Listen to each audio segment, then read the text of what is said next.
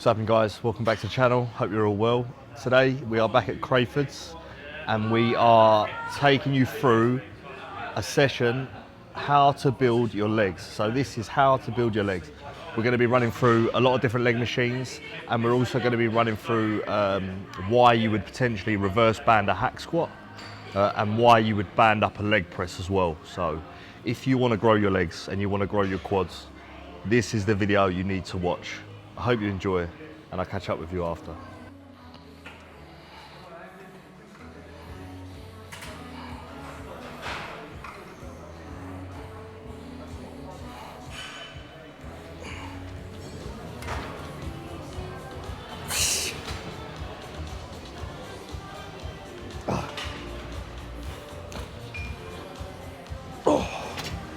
So first exercise here, we're going to do two variants of the leg extension. So with this prime equipment here, as I've mentioned in other videos, you've got three separate loading points.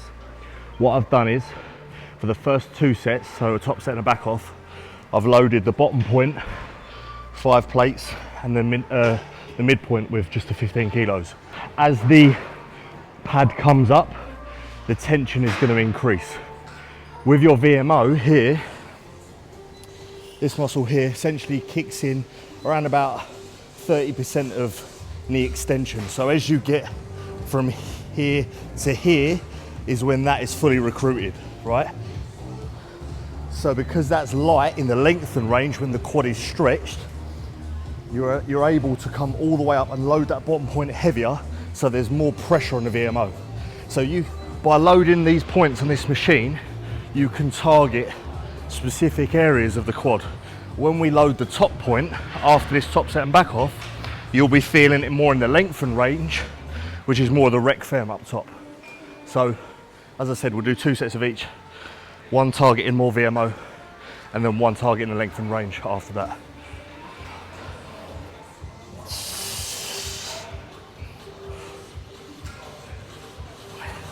Oh.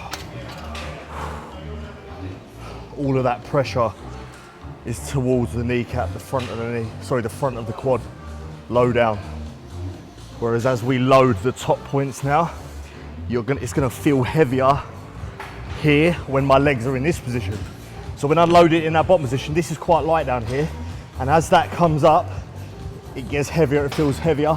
Then when you're at full extension, that's where the most pressure is. Now we're gonna swap that round, load the top point, so it'll be harder to get out of this bottom position, and then it will get lighter as you get into extension.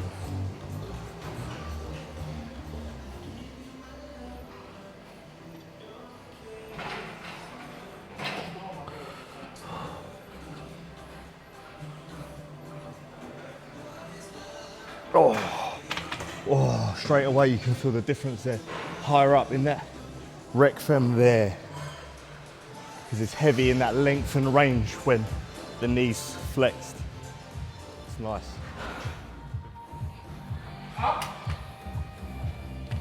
So, same here with the line hand curl. I'm loading the bottom position.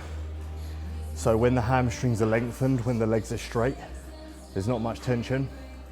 As the pad comes up closer to my bum, the tension increases. So that when the hamstring is in that shortened position at full knee flexion, that's where the most pressure is. And those 2 plates on there is where I'm feeling it, feeling the pressure in that shortened position. So we'll do a top set and a back off, loading the shortened range, and then we'll do 1 set loading the lengthened range as well, just so you can see the difference.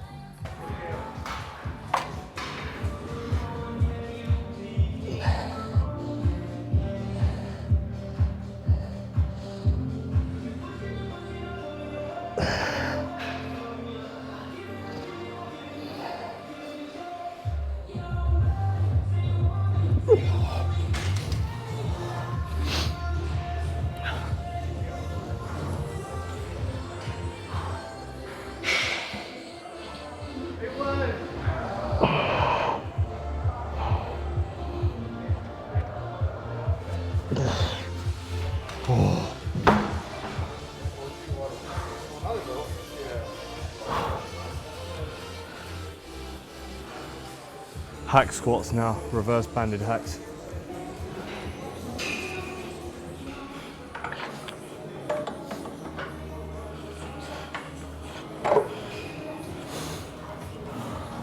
Into reverse banded hacks now, so I'm gonna stick a band on the top. Now, people, from what I've seen recently, a lot of people are saying, why would you reverse band a movement? You're basically just making that movement easier. Do it the hard way. Listen, there's a time and a place to have accommodating resistance. You know, powerlifters use banded deadlifts, banded back squats in order to train a certain part of the lift and get stronger at that part of the lift. The reverse band here is obviously going to be taking tension off the bottom part where the machine is nearer to the floor. That is where you are weakest. So yes, we are having some aid in that bottom / weakest position. However, that's allowing us to target the quads more so, because the quads will be kicking in halfway up to the top. So there is a time and a place to reverse band. I would first advise learning all of these lifts unbanded, not reverse banded, just straight feeling how they feel without anything aiding or making it harder. Then start toying around with adding bands and chains and things like that.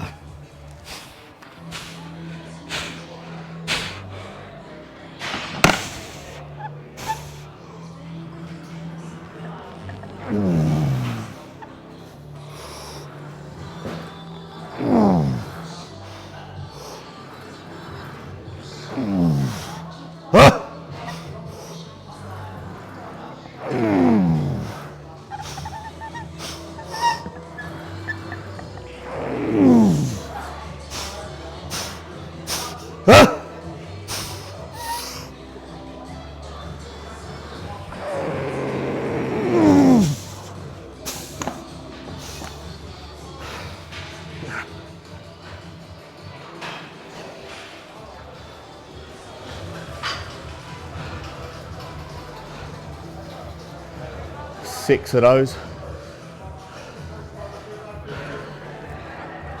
Whew.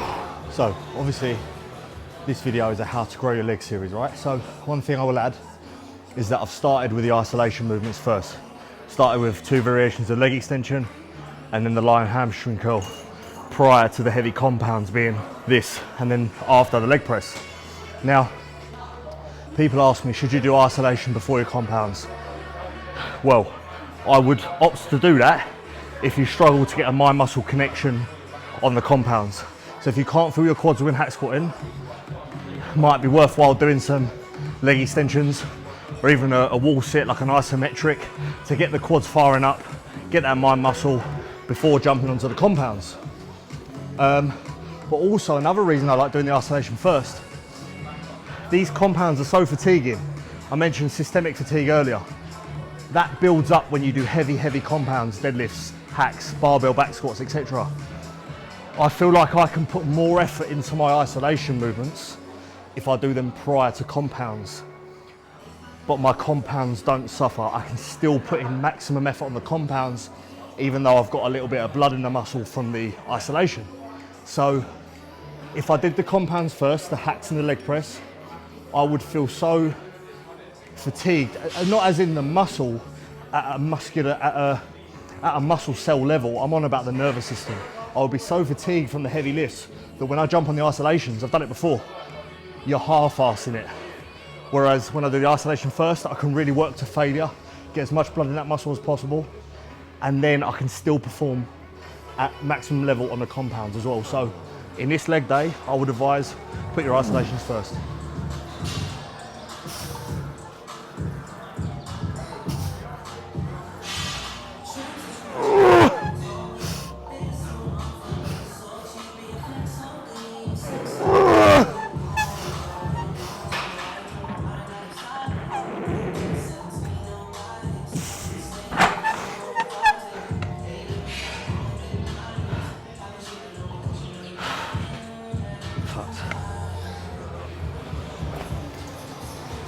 Right, moving on to banded leg press now.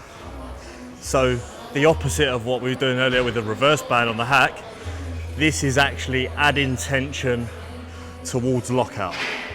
So again, yes, you could use more plates, but the idea is that we're more quad focused here, getting that last 30% that I mentioned at the beginning of the video.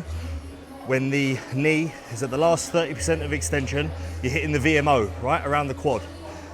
Same principle on here. It's gonna be light at the bottom with just these plates on. Then the band's gonna kick in midway and slowly add tension towards lockout, putting more pressure on the quads. Ideally, when you set the band up, depends on the leg press you use, but you can use a daisy chain. Again, you wanna make sure that the band's not adding too much tension in that bottom position where you're in that deep hip flexion position. So this is the best we can do today. Wraps around the back at the top, but even on my warm-ups with hardly any plates on, you can feel the difference in the quads massively already. So got 2 sets here. We've actually got a paused set, which will be the top set, and then a continuous set after. If you noticed on my back off set on my hack squats, I was continuous with the reps. That again is going to keep more tension on the quads. You're not getting a rest locking the knee out. So the first set, paused, but you are allowed to lock out and have a breather as such. On the back off set, it's going to be nearly 20 reps, continuous as best as you can with no rest at the top.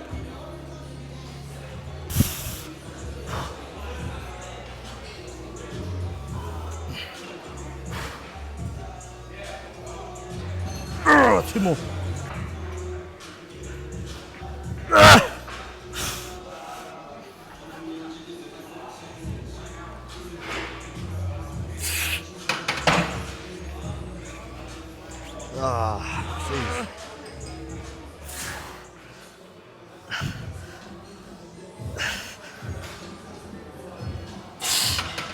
25. Oh, just for good measure.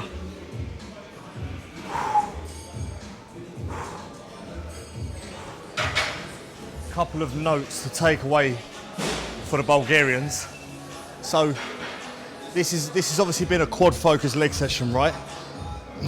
So we are finishing with a quad based Bulgarian split squat. So how do we target the quads more on a split squat? Well, a couple of things you can do. Elevate your front heel. That plate on the floor down there gets the heel elevated. That then means you can get slightly more knee flexion, so you can put more of a stretch on the quad. So instead of your foot being flat, for example, coming down, that's how much the knee bends. If your heel is elevated, you can put more of a stretch on that quad there, which then therefore means more pressure. That's point number 1, elevate the heel. Point number 2, stay as upright as possible on the descent and as you're coming up.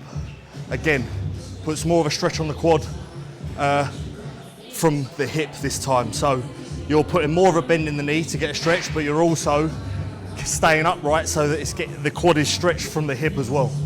So that's point number 2. Point number 3 would be use a band around the neck, underneath, and again, that tension increases as you get towards locking out that front leg like you did on the leg press. So take those 3 points away with you. If you want to target the quads more so in a split squat, elevate the front heel, stay as upright as possible on the way down. Imagine you've got a rope around your neck pulling you back. And point number 3, make sure that you use a band so that it increases tension as you get close to lockout.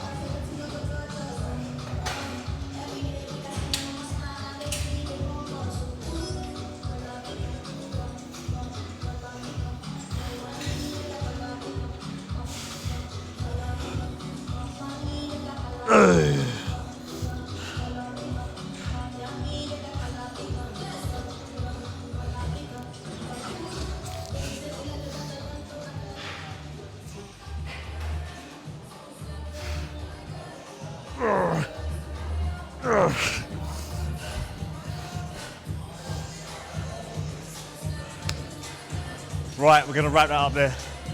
Hope you enjoyed that, guys. That is how to grow your legs. That's how I structure my quad session at the moment. As you've seen in my last video, I do tag on quads with back in the density day. So we have got a 2 times a week frequency on legs at the moment, but obviously this is the big leg day of the week. So if you've got any questions about, you know, the reverse band or any of the movements in this video, comment down below. I'll make sure to get back to you. Thanks again for all the support. Make sure you subscribe, hit the like button, and I'll see you in the next video.